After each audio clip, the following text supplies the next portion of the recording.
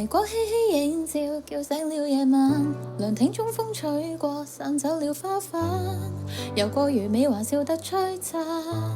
時間流過才證實習慣。如今天的天氣要寫進日記，如知今晚等你，碎花也紛飛。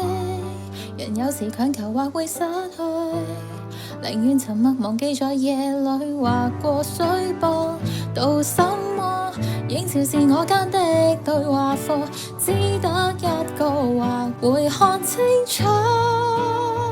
言語間未知的猶如期盼，若是出口未及時間，盈盈淚眼欲言又之間，再讓半分，讓茫茫紅月即可蘊藏碎片，曾話到嘴邊，想反而隨風吹到月夜。